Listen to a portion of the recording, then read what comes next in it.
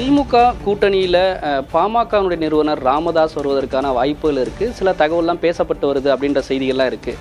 ஆனால் இந்த தகவல் வரும்பொழுதே உங்கள் கட்சியினுடைய தலைவர் ஏற்கனவே தெரிவிக்கும் பொழுது நாங்கள் 14 வருஷத்துக்கு முன்னாடி எடுத்த ஒரு முடிவு, அந்த நிலைப்பாட்டில் உறுதியாக தான் இருக்கிறோம். பாஜக பாமக அல்லாத கூட்டணியில் நாங்கள் தொடர மாட்டோம்ன்றது உறுதியாக இருக்கும் அப்படின்னாரு.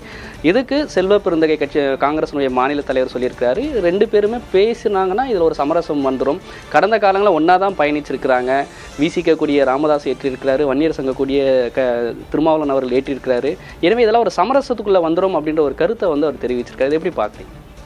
இல்லை, அவருக்கு எதுக்கு இந்த மீடியேட்டர் வேலைன்னு எனக்கு தெரியல. எங்களுடைய தலைவர் எழுச்சி தமிழர் தொல்காப்பியன் திருமாவளவன் அவர்கள் கடந்த காலங்களில் ஏற்பட்ட கசப்பான அனுபவங்களிலிருந்து தான் இந்த முடிவை அறிவிக்கிறார்கள். அது அவருடைய சொந்த முடிவல்ல.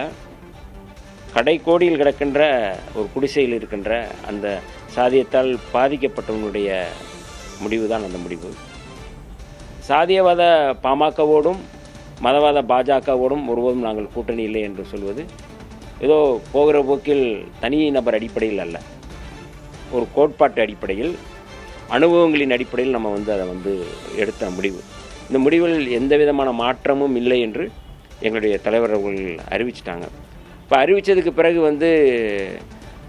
மரியாதைக்குரிய காங்கிரஸ் தலைவர் அவர்கள் இப்படி சொல்வது என்பது அவருக்கு ஏதாவது பாமக தரப்பிலிருந்து அஜெண்டா ஏதாவது கொடுத்துருக்கிறார்களா, அல்லது வேறு யாரேனும் இந்த மாதிரி சாதியவாதிகள் அஜெண்டா கொடுத்துருக்கிறார்களா என்று எனக்கு தெரியவில்லை. ஆகவே எங்கள் முடிவில் தலையிடுவது என்பது அது ஒரு நல்ல பண்பு இல்லை.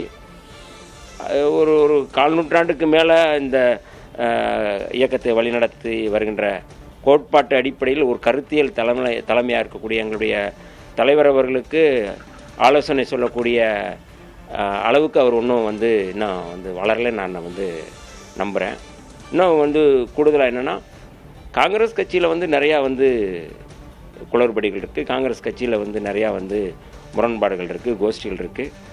அதை இணைப்பதற்கு அவர் அந்த வேலையை செஞ்சால் கட்சிக்கு நல்லது. அவர் தலைவராக இருக்கும் பொழுது அதை செய்கிறது அது கட்சிக்கு நல்லது, அவரை நம்பி இருக்கின்ற தொண்டர்களுக்கும் நல்லது. அதனால் அடுத்த கட்சியில் என்ன நடக்குது, அந்த கட்சியை இன்னொரு கட்சியோட இணைக்கின்ற வேலையை செய்கிறது என்பது அது ரொம்ப அது ஏற்புடையதல்ல அப்படிங்கிறது என்னை போன்றவர்களுடைய கருத்து. இருந்தாலும் ஒரு தேசிய கட்சியினுடைய மாநில தலைவராக திரு செல்வ பெருந்தகை இருக்கிறாரு. சமூக நீதியை பின்பற்றக்கூடிய கட்சியும் கூட அது.